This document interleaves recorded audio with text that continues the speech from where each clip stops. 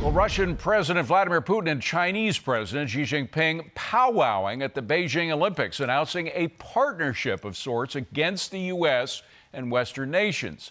This, as sources say, Russia has 70% of its troops in place for a full invasion of Ukraine.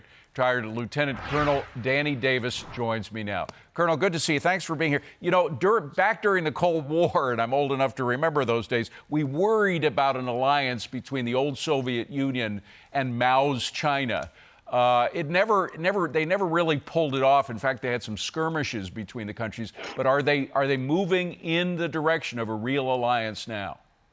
Yeah, you know, actually back then, I'm just, I guess, as old as you are. And I remember we actually spent time courting China to prevent that very thing, to get them on our side and sideline the Soviet Union. But now it's working in the opposite direction. And they absolutely are moving closer and closer together. And look, we got to be honest and admit that at least a portion of this reason is because we keep pressing both China and Russia on their most important issues and just keep on pushing sanctions, you know, and on their issues on their borders, which we don't agree with anything that they're saying, but they hold to be core issues. And now that they're finding common cause against us, and it's something we have to pay a lot of attention to, or we could find ourselves in a lot of trouble. Well, they're both expansionists. They both want to, Russia wants to get back what it lost at the end of the Cold War, and China wants to move in on Taiwan and other places. The question is whether a Russian invasion, which does seem like it's going to happen very soon, whether that will provide some sort of cover for China to go into Taiwan. Do you think that might happen? You certainly can't discount that, because at the same time, the whole world has been focused on the Russia-Ukraine situation. China has continued to make military provocations like they did last year, with lots of overflights, or not overflights, but flights very near the airspace of Taiwan, direct warnings from high-ranking government officials that the U.S. risks war with China over the Taiwan issue.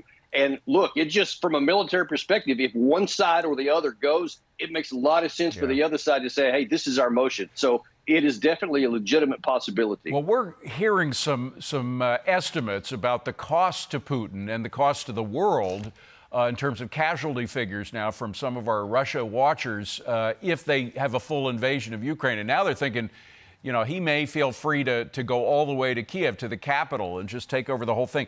5,000 to 25,000 Ukrainian troops killed or wounded, 4,000 Russian troops killed, an estimated 25,000 to 50,000 civilian casualties, along with 1 to 5 million possible refugees in Europe. I know Europe doesn't like those figures. What about Russia? Putin, as callous an individual as he is, he might face some pushback from the Russian people if casualties mount on the Russian side.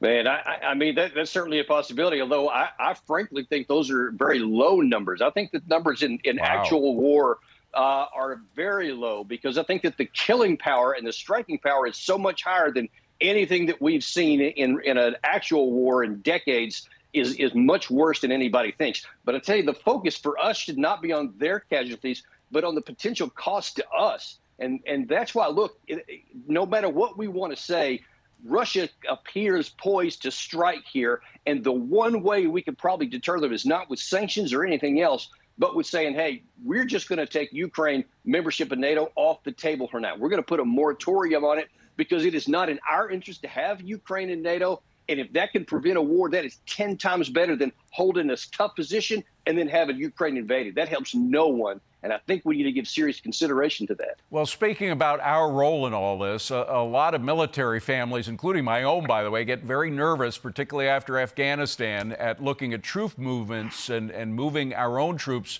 closer to where the fire's about to begin. Is there any danger of U.S. troops being drawn into all this?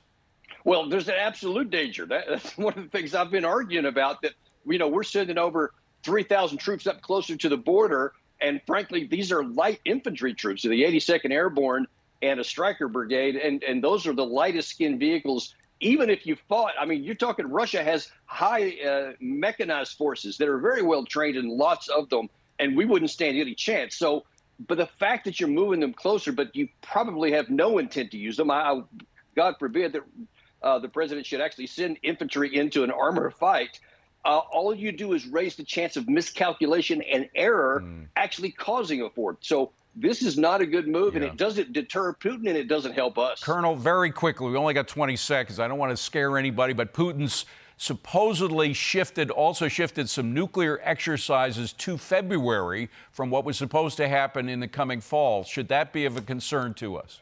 It always is, and that's one of the main things I've been warning about for months now, is the possibility that if anything goes sideways, the nuclear escalation is definitely there and on the table, and this just highlights it. Dangerous times. Colonel Danny Davis, good to see you, sir. Thank you for being here.